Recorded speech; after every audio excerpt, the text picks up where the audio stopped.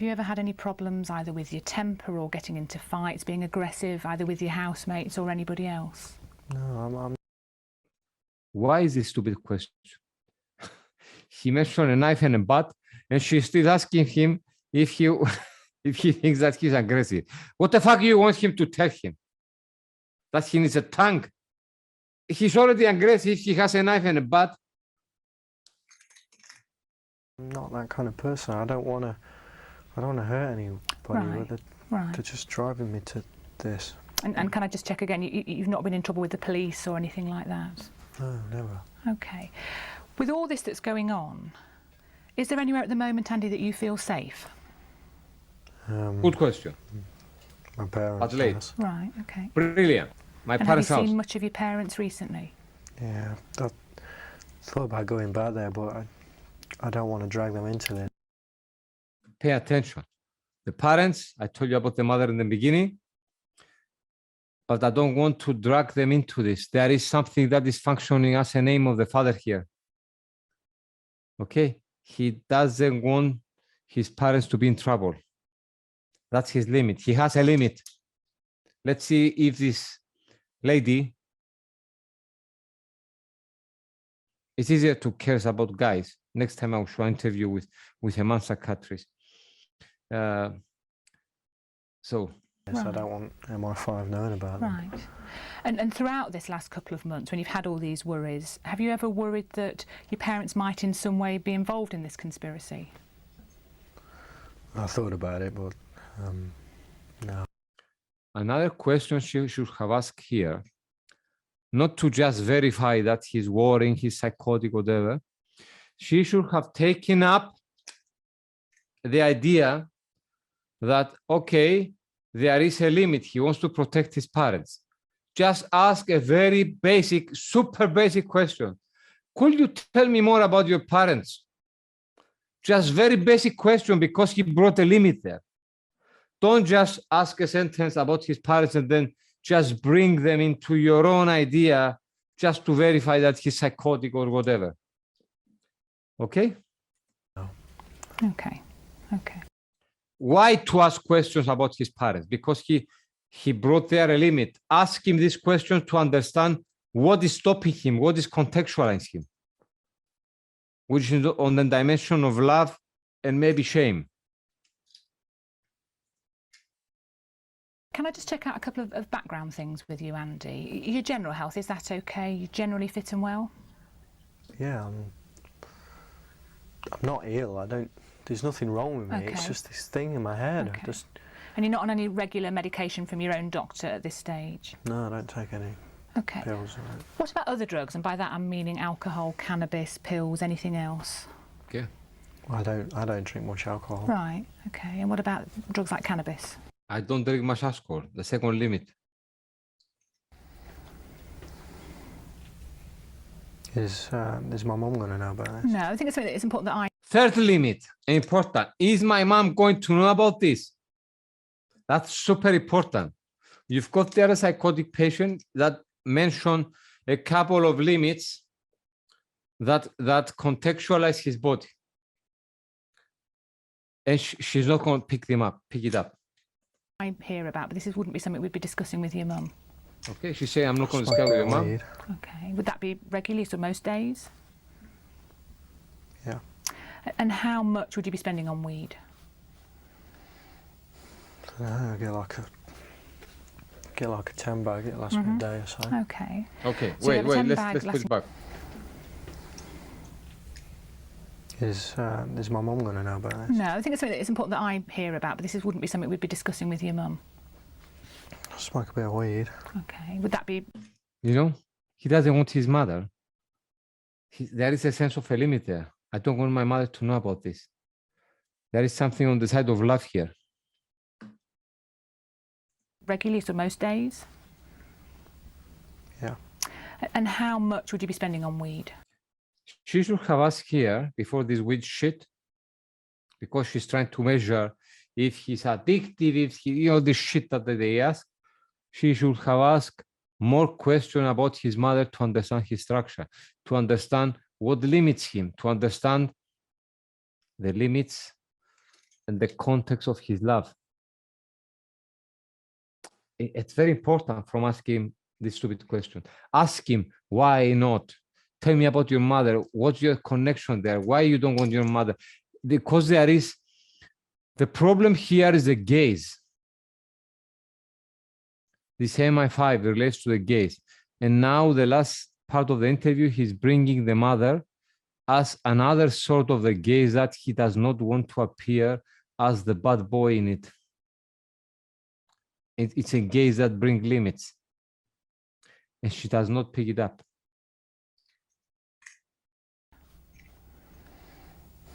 I get like a 10 bag, it lasts me a day or so. Okay. So you have a 10 bag lasting you a day of weed. Any other drugs? I'm thinking in particular things like speed or pills. Done a bit of speed. Okay. Is that on a regular basis, Andy? Well, I used to go out with my mates at the weekend, would do a bit, but... Okay. When was the last time, Andy, that you would have had any speed? About a week or so ago. Right. Okay. Okay. Any other drug? The problem with the speed here, of course, drugs are not the best thing to do, but he says, we're doing it with my mates, which is, even though it is not the best practice to do, there is a contact, a connection with the social bond. I'm doing it with my friends. Okay, it's important. She should have asked more questions about his friends, about his mates, and about this connection. Drugs at all? No. No, but I know what you're getting at though. It's not the drugs. Right. Yes. This is, it doesn't matter how my face I get, this is constantly there, it's always there. Okay. I guess the reason I was checking, I think it's what you've picked up on, is that sometimes when people are having the kinds of experiences that you are, they find if they take certain drugs, it can make things... Again, she's doing the same thing. When people, she's getting into the universalist, she's getting to the place of the specialist because she's failing to hear his unique structures. Feel a lot worse. I just wanted to check that hadn't been your experience. No. Okay, okay. I appreciate from what you're saying that you're really very worried about this MI5 conspiracy and that that's the cause of the difficulties that you're having at the moment. I just wanted to check with you, do you think it could be due to anything else? I mean, I've obviously met other people who've had similar experiences and sometimes they're extremely stressed. Some people might be actually mentally unwell. And just whether any of these things might be relevant to you at the moment. Are you mentally unwell? Are you a fucking idiot? Are you a bombastic, crazy person? Are you fucked up in your head? Is your mind burned? That's what she's asking now. No, because I'm not ill. Yes, you are not ill. And I've read books on this as well. The government know about them. Right. They know that they do this to loads of people. I don't know how they can get away with it. Right. Okay. I've done nothing wrong. I don't know why they're doing this to Yes. me. Okay. Okay. Of course, we see this typical, the jouissance coming from the big other is becoming persecutory. She's asking not even one question to afford this structure, to place a structure. By affording these questions in the way I said earlier, we are going to see where the jouissance comes. And by bringing the signifiers in the process of analysis, or even to these psychiatric interviews, he will be able to place certain amount of jouissance in these new signifiers of his narrations. But she's not asking that, so he's just repeating his persecutory ideas. I just want it to stop. Sure, and I think I can appreciate that. I guess what I'm wondering is whether you think there's anything that someone like me might be able to do to help you as a doctor, that some... Yes, if you should have asked the right question and listen. Sometimes meeting with someone like a psychiatrist or having medication, or for some people even coming into hospital for a short time might be helpful. Do you think... Medication, that's fine. Hospital, also fine. But just make a simple effort to ask a proper question to listen to this guy. Do you think any of those things would help you at the moment? I don't know. Yes, of course you don't know. You're right. They wouldn't help you. alone. I'm only here really because of my mum, man. Right. I don't want to worry her. It's the third time he's mentioned his mother. I'm here with my mother. I don't want to worry her. She doesn't pick it up. Okay, she doesn't pick it up. He doesn't want to worry his mother. Love, Freud tells us, love is one of the most powerful things that can connect us with the social bond. She's not picking that up. I don't want to worry. There is a limit there. The name of the father here is the love of his mother. I don't want to make, there is sensitivity in this person. Everything, whatever he says about MI5, I don't want to worry here. There is something that limits him from getting into a psychotic episode. She's not using that to build a construction. Right. I've tried to talk to her about it, Yeah. and she doesn't understand. She doesn't Right. really believe me. I mean, do you believe me?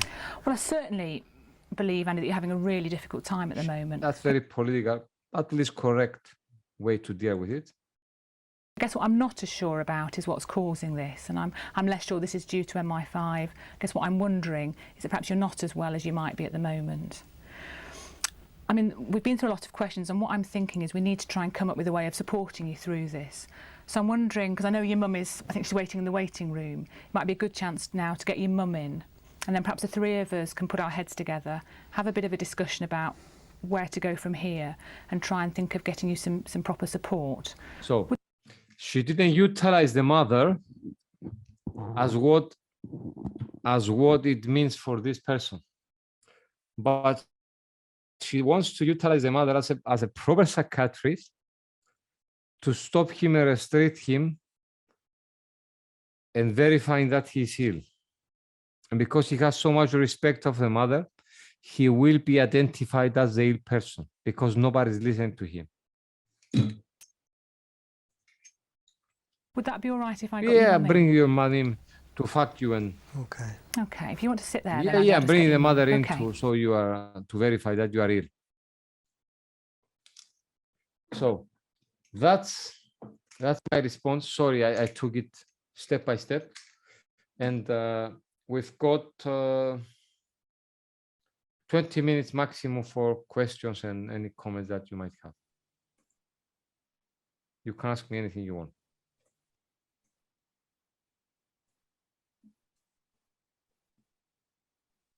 Yes, Marino. I made a few notes while I was listening to this interview. 3 points, if I can actually talk a little bit about them.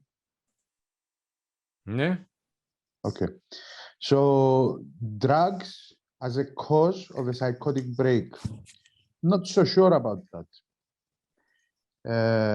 Someone does have a psychotic break suddenly. The onset happens suddenly.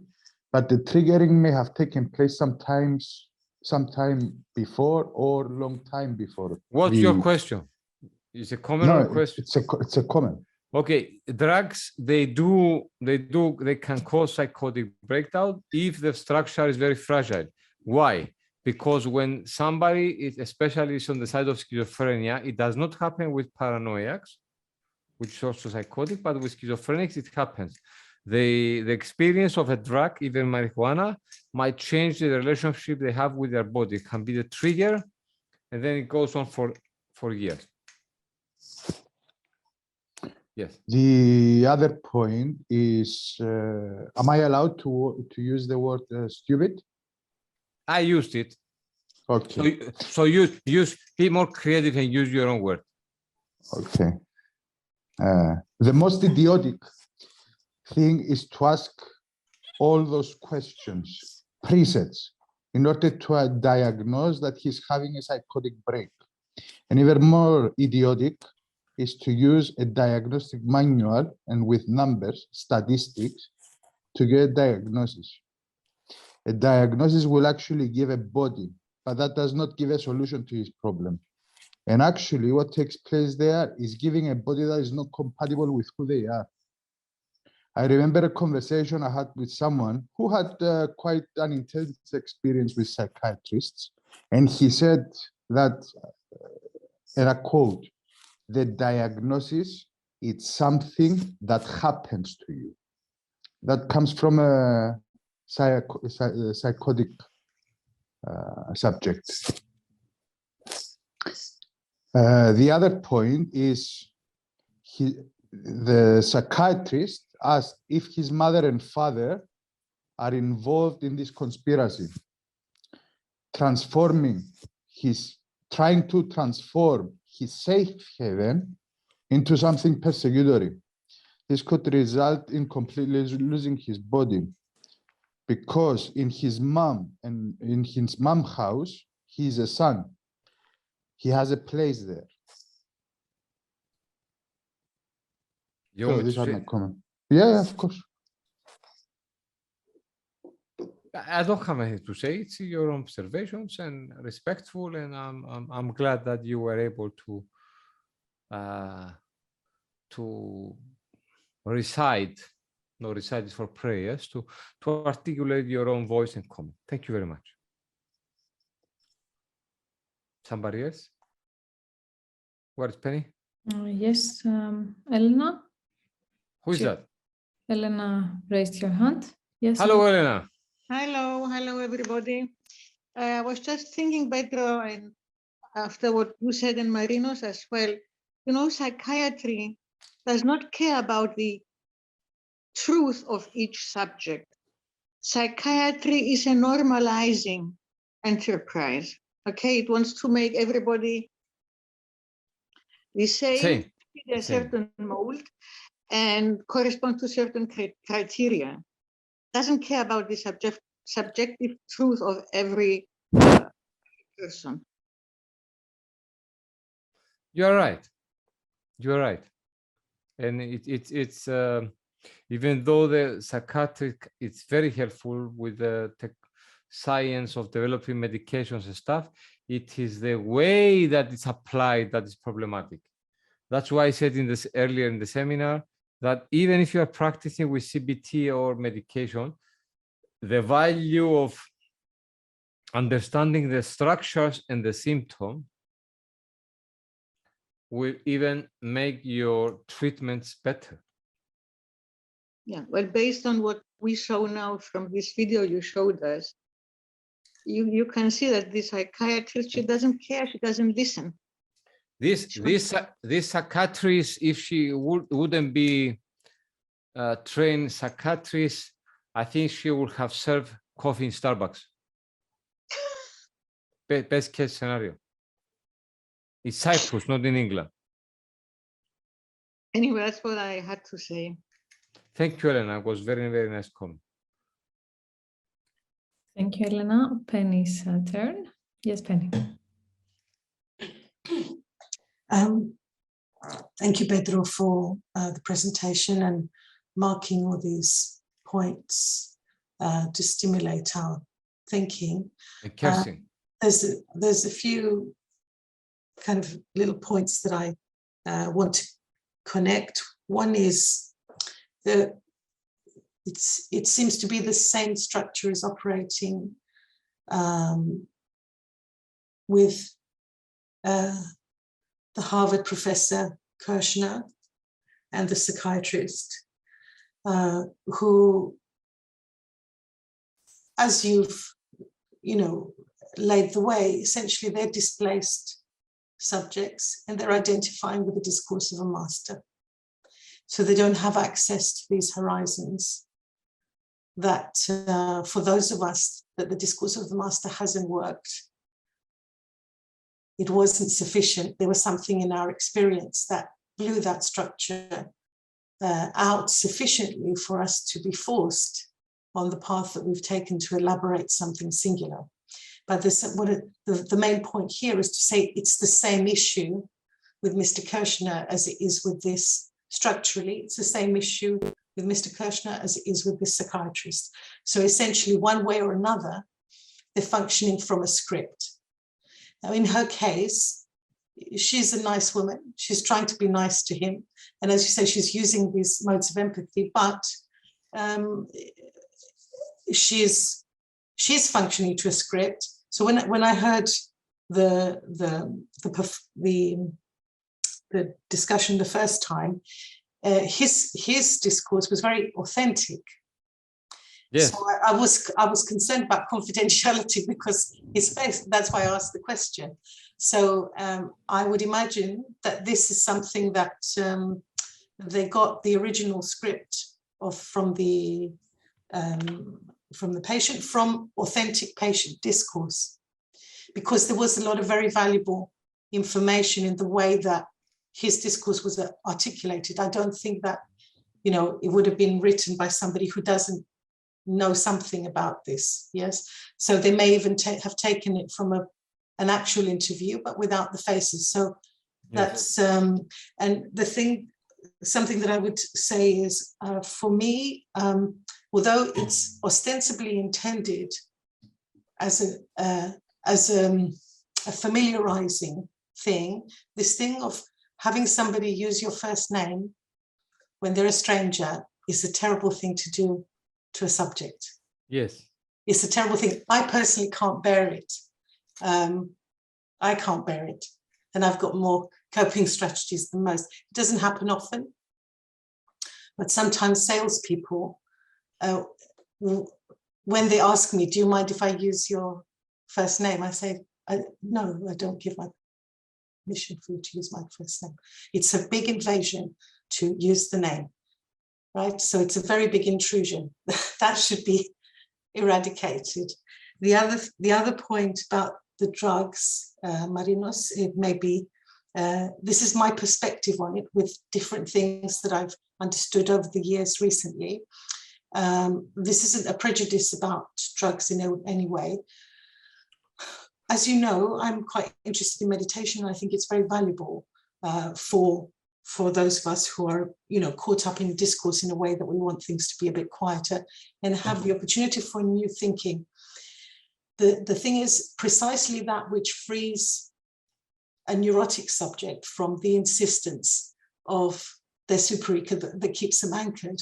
With a psychotic subject, if you allow the discourse to lapse, they may have a disembodying experience from the discourse and not really be able to re-enter the discourse. A bit like what happened with Joyce, for example, where he says his body peeled off. So essentially, when I've often recommended meditative practice to actually thousands now of people on Quora. And I always recommend the Sadhguru meditative practices because the way that he guides the practice, it's very instructive and stabilizing, but it takes the frame of the body. So it's marking the subject's experience and their sensations relating to their body. So using a discourse to attach to the body. So using language in a different way. But if you're allowing if the subject is taking a drug that frees them from the discourse, then if they're too free from the discourse, they can't re-enter the social bond. So that's what I would say. So it's not that the drug is doing a bad thing. It's just to understand there something about the value of the discourse to anchor us into a reality that we can share with others, to have some common points of reference. It's the way the drug it is used that is problematic. Well, if you let go, the thing is, it can be, although, I mean, I've had patients who've had drug issues, if you like, or eventually they came to me and their drug taking was, you know, causing sort of destabilization in their life, not this kind, but generally in their social life. And eventually through the analysis, although it wasn't the aim of the analysis, they gave up the drugs. It's not the drugs themselves. It's just even a light experience of relief from that voice, which commands us. If there is no structure there to enable us where we're tied really to the social bond in some more fundamental way, if it's only a signifier that we haven't really invested, then we don't have a starting point. So, for example, MI5 in that interview, it has a stable point of reference. Somehow he knows what that implies She knows what that implies. They're both British subjects. MI5, by the way, is like the FBI. It's the Internal Security Service in Britain, just as the CIA, for example, and MI6 are the international security services for those countries. So there's some point of reference. They're fixed signifiers. If you're a neurotic, you've libidinally invested the master signifier in some way. So even if you have a drug episode, can be quite a big drug episode, your libido comes back to that. But if you haven't invested language in that way, then I think that's what's happening for the triggerings that are associated with drug use. It doesn't have to be a very big drug use for that to happen. It just depends on whether other parts of you, your libido, your flesh, is invested in the discourse or not. And here we're talking about a subject that is not recognized by the discourse as anything other than a mass production. And as you said, at his parents' home, he is a son. At his mother's home, he is a son. He has a specific place. It's him and no other. He cannot be replaced. Whereas the discourse of the psychiatrist is for replaceable subjects. That script would be used the same thing over and over. And it's not going to depart very much from that because there's a fear to hear what the subject might really say. That's, thank you for your time. Thank you, Penny, for your comment. Anybody else, a question?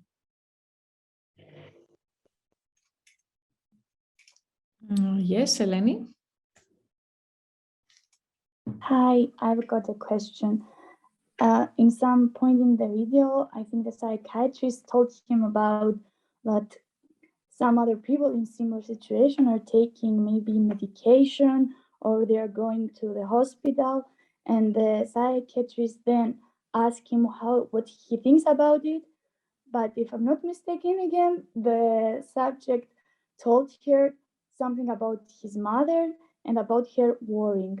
And I don't know, but I was wondering why the first thing that came, in his mind, it was again his mother, and he didn't mention anything about how he thinks or maybe feels about. Because his mother is, the love of his mother is functioning as a limit. If it wasn't for that love, maybe he could have gone to suicide. And the psychiatrist didn't pick up that.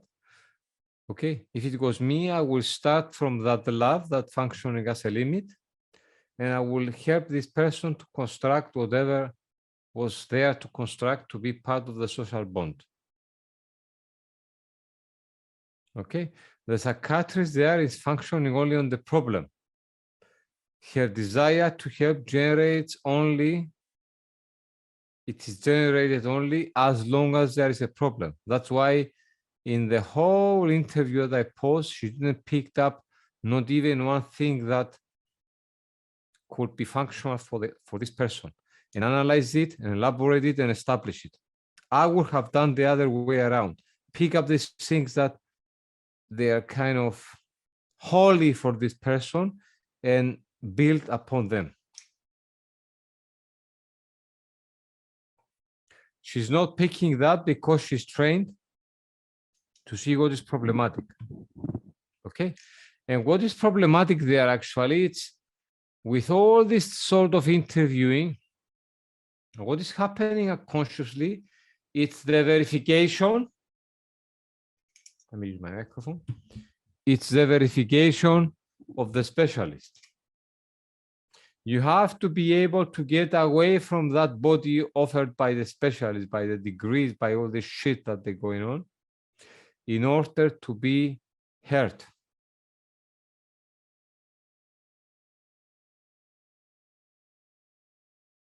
Did I answer your question, Eleni? Or do you want me to elaborate more? No, I got it. Thank you. Okay. Thank you, Eleni. Marino, you have one more question, right? Yes, please. Petro, I have a question. Yes.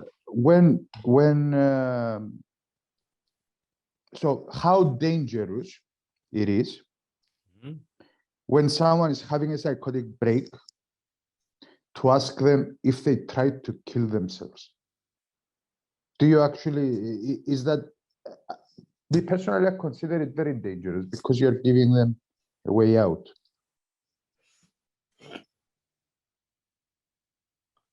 Well, that's quite a general question, but if I had, let's say, a psychotic subject in this sort in front of me, I wouldn't worry about killing themselves or not unless they brought it in.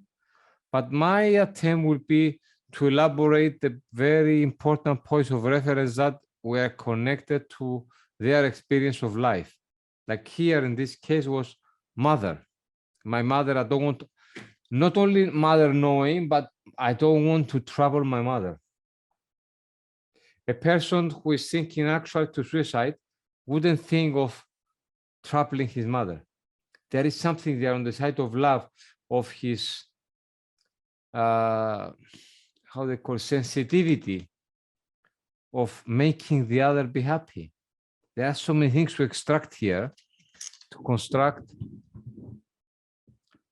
an orientation beyond this sort of suffering. But you need questioning and you need a lot of signifiers coming from this subject.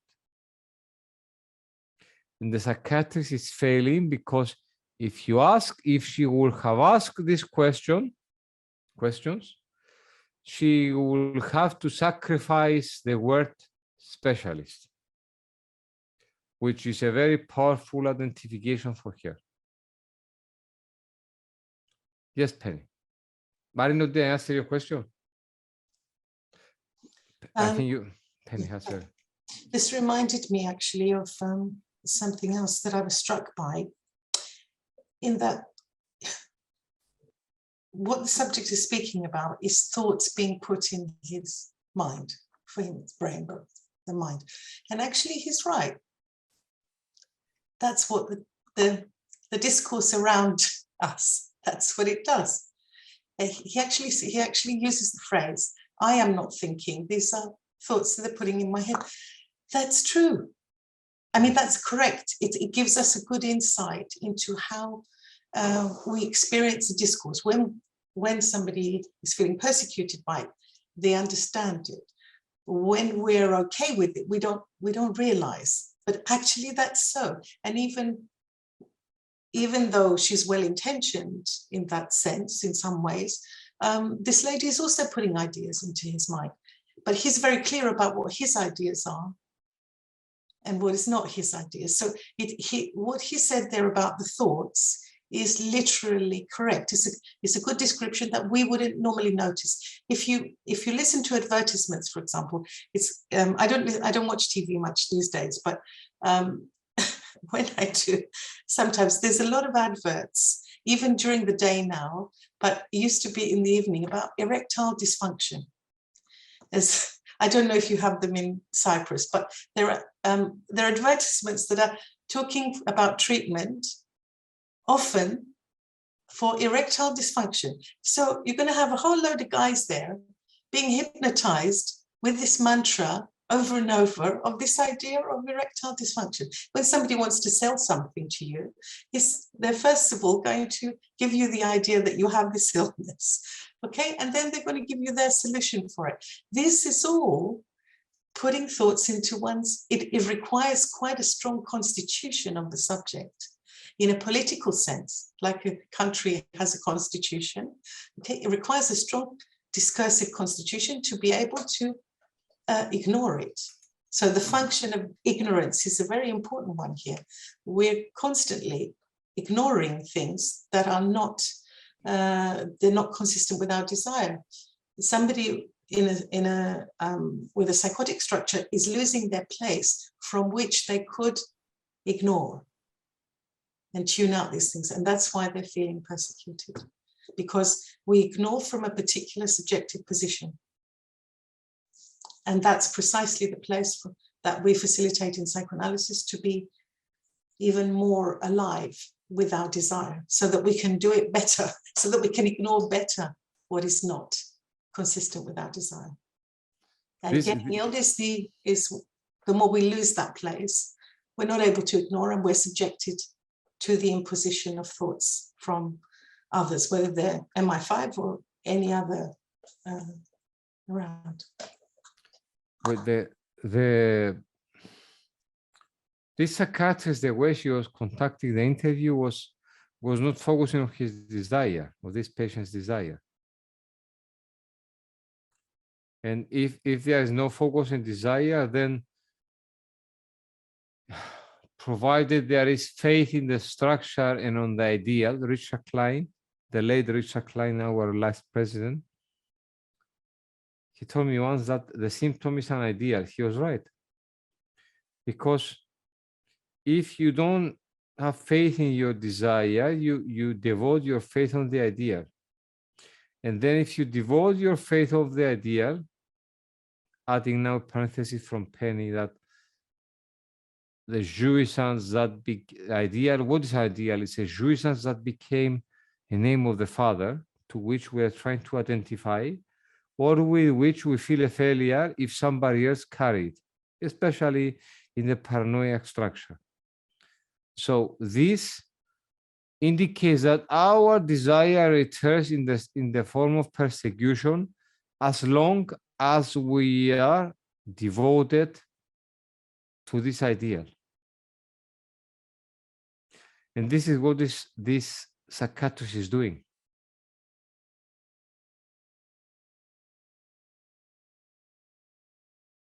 Thank you, Penny. It just inspired me to say this, your intervention.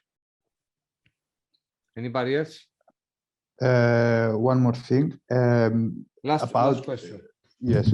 About what Penny said earlier about the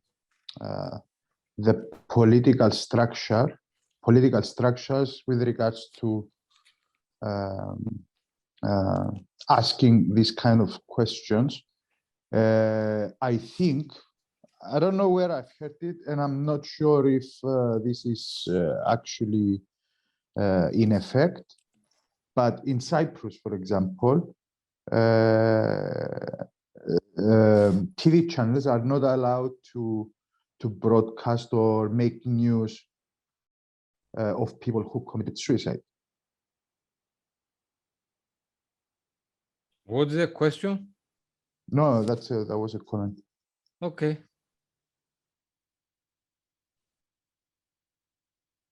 Suicide occurs when the faith to the ideal, it's so powerful that the desire is sacrificed.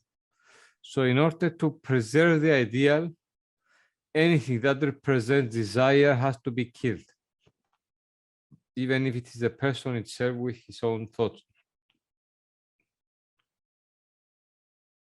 That's why Freud spoke about the shadow of the object falling upon the individual. Penny told me that. Of course, I read it 6 times, but it was Penny who brought it to my attention once. What is that shadow of the subject, of the object falling upon the individual? Is a shadow of the ideal. It's not the object A.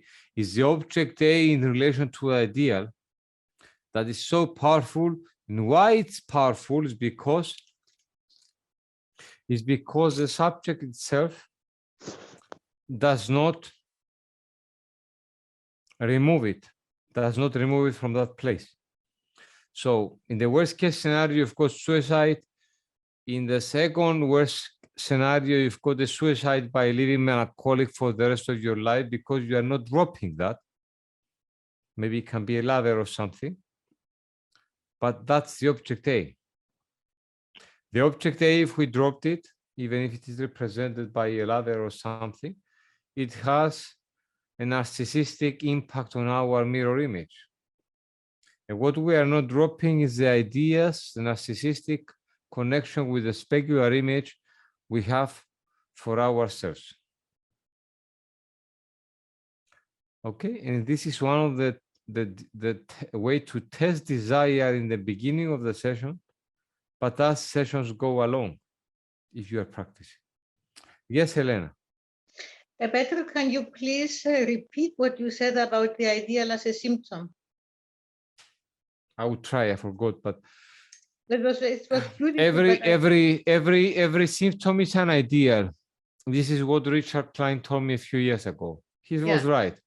And then I got another thing from Penny. She said that, let me think if I remember. And I mean, she didn't say it like that, but Penny says a lot of things that she gives me the opportunity to elaborate them in my own way afterward. She says that it was something that is painful, and then in the process it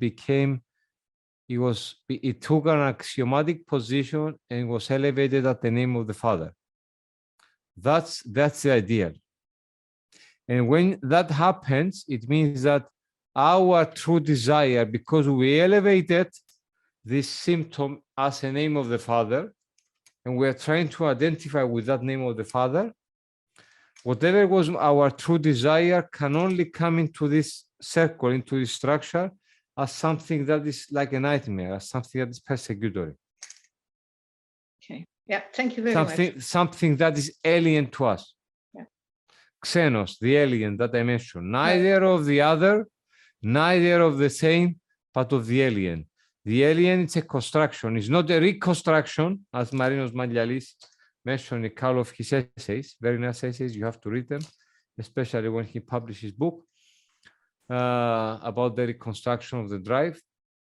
But it is a pure construction and creation of what your desire is. And what your desire is, it's an act. And in the act, you cannot be the object A of your own desire. You can only be the embodiment of its act. Okay? And in order to achieve that, you have to be able to discard, and that's so difficult, to discard your own body. What you've pointed to here, Pedro, I think is probably the most obscure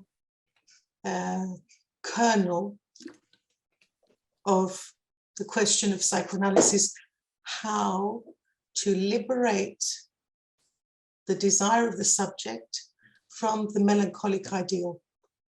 Very nice, Penny. Thank you very much. You want me to comment, Penny, or? Yeah. Okay. I mean, in a way, this is something that even probably we could do some more work on, because that's the crux of the work entirely.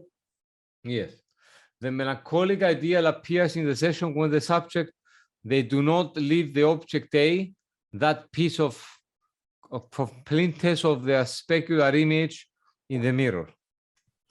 Okay?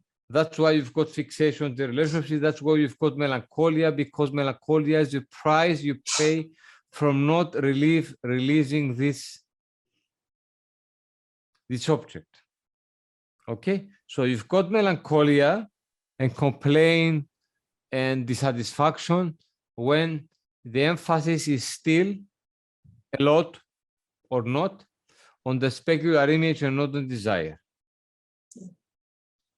And the thing is that the issue is, as I see it, is that the subject clings to this as the way of stabilizing themselves. Yes. And so there's the subject has to somehow come to a point to make a step to something totally new and unknown beforehand. And I think when you speak about the act is something that happens to the subject in that way, that comes from desire. But the thing is how to facilitate that happening in a more radical way. And that's, like I said, that's the work, I think. In order to facilitate that in a more radical way, the psychoanalyst, if he's able or she is able to reach that point, they have to be able to go beyond their bodies. How do you go beyond your body? By crossing the actual fantasy. And then the only way to have a body, it's your own act. There is no, it's a bit autistic. The act, I said, you remember, Penny, I said the act is perversive. Why is perversive? Because you go beyond, as Lacan said, that which have been a law. The laws surrounded the body. So it's only the act that gives you a body. And that act, concerning your question that you posed one of our conversations, how to make psychoanalysis more precise, is when the psychoanalyst is living with his or her own act, because it is that act that inspires and provoke others to come to this analysis. Desire is a tool to be utilized in life, not just in the sessions. It's a way of being. It's an ascesis. So you are monks and pilgrims of that desire for the rest of your life. I don't know if I answered or if I comment correctly, but Thank you, Pedro. That's it's helpful. okay. Because I'm a bit drunk, let's stop it here. I need to go. I have a question. You have a question? Yeah, I comment also. Last one, and then I have to go to the toilet. So if, D'accord, I'll be fast. that's a real cut. Okay. Well, thank you all of you for those very valuable comments and interventions. Just a small comment about this right, okay, she was saying, the psychiatrist. Well, to me, it sounded like she was even erasing what the subject was just saying. Like Yes. she was hurrying up to tell him, yeah, okay, now finish your sentence or something. It also sounds to me a bit ironic. In what way? Like as if she didn't believe on the truth of what was just said.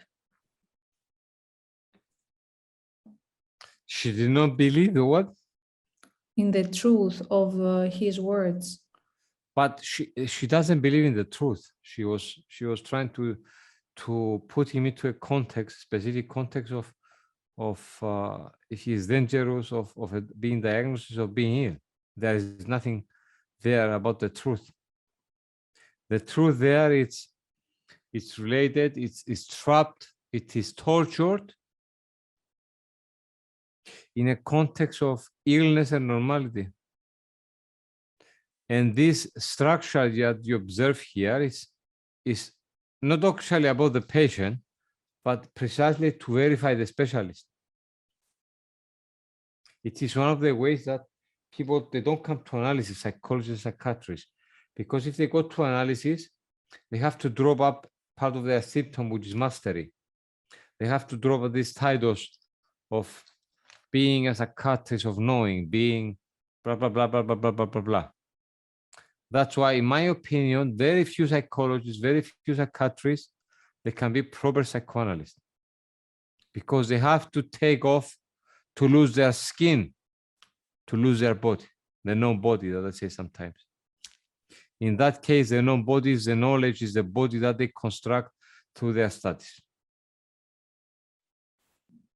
And there's also the discourse is objectifying the patient. Yes. When we really listen to what someone says and allow ourselves to be influenced by it, then they become a subject. So it's quite a big reversal. So the function of that structure, that normalizing structure, as Elena referred to, it is a political framework in order to bring the subject into line with the master signifiers. So precisely, it would be there to foreclose that design, which, as Pedro has, named it very well, as alien. Yes. Yeah. So it's very interesting, that's how it functions. Very interesting. The alien is something that is a totally new construction. It's not even a neologism. And remember, sorry, Pedro, Yeah. when we're suffering, it means we're doing the same thing to ourselves. We are acting in the same way against our desire as alien. And that's when we suffer. It's because we're identifying with this irony, foreclosure, repression, dismissing, containing, not listening. It means this is intrapsychic as well as intersubjective. So it's a very, you've really put your finger on something crucial there too. Sorry, Petro. Yeah, it's good what you're saying. Any more questions? No questions. Well, thank you, Petro, very much. And we can leave it here for tonight.